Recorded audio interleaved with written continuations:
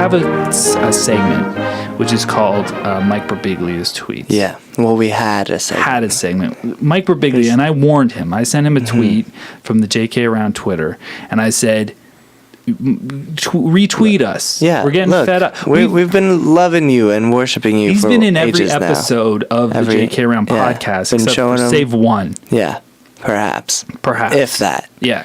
And and the students are getting annoyed, and they're writing us, so we're getting flack. Like, you guys are loving on Birbigs, and he's not even responding. We haven't heard. We haven't heard the Birbig response. Yeah, and we expected, because we're such huge fans, that he would want to contribute to like teaching our students how to do what the comedy it really is. Yeah. But he isn't into it anymore, I guess, or he never was. I think he favorited a tweet, but we're sick of it. Yeah.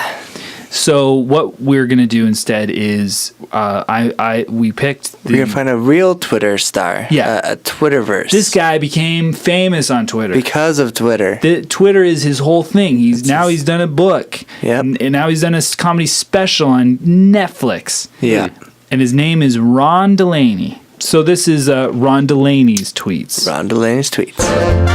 Delaney, oh, why'd you find it funny? Delaney, oh, why'd you find it funny? Delaney, I don't get the joke. Explain it's funny to me. So Ron Delaney's tweets, what we do is basically Joel will find one that tickles his funny bone ever so well.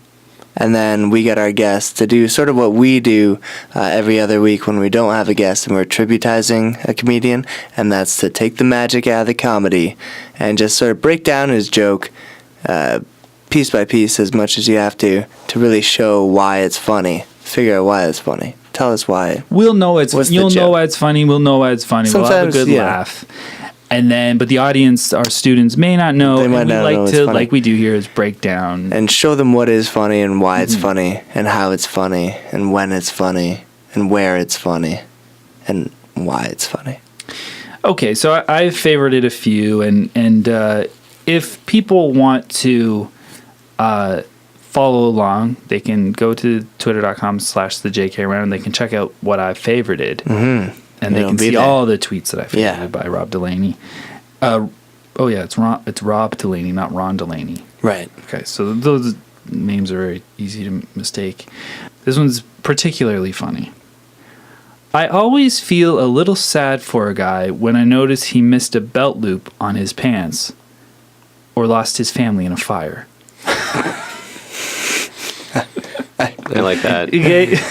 All right. Surprise comedy. Thank you, Ron Delaney. Why is it funny? Is that? Do you want me to answer that? Yeah, that's you're breaking down the comedy, not your own comedy this time, but the comedy of Ron Delaney. Ron Delaney.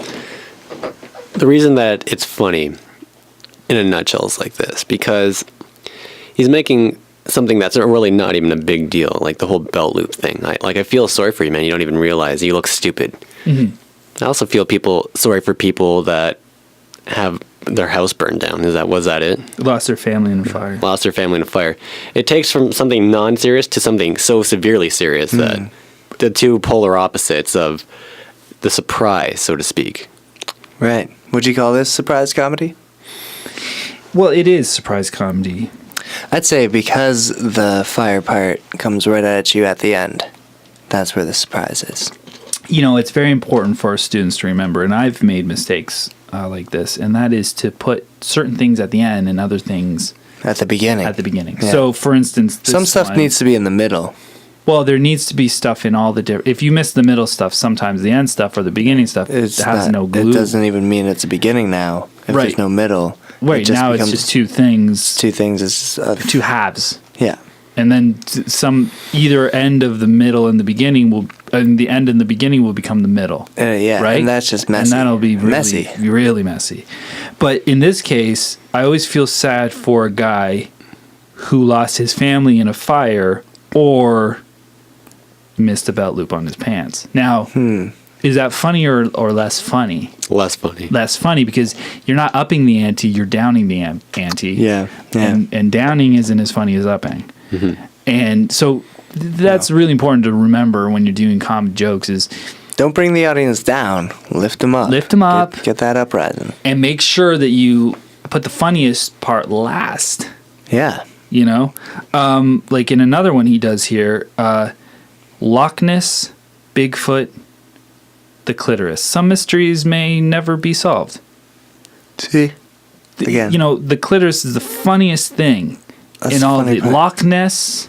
Mm-hmm. It's kind of funny. Bigfoot, funnier because we Getting know there. more about it. The clitoris, well, now we're laughing because it's rude. Because rude and naughty. It's got the hard C. Those hard it's got all the Cs. things you want. Yeah. And some mysteries may never be solved because we never will understand anything. And that's new sort of territory that comedy has finally been forging into, which is the sexuality. Yeah, the mystery of women. Yeah. Yeah, and then how do you give them pleasure? And what is happening down there? What do they? What kind of things do they like? What does it smell like? Yeah, we don't know these things. Like this is a new comedy territory because sex is so fine now. Because back in the day, it used to not be fine. Right.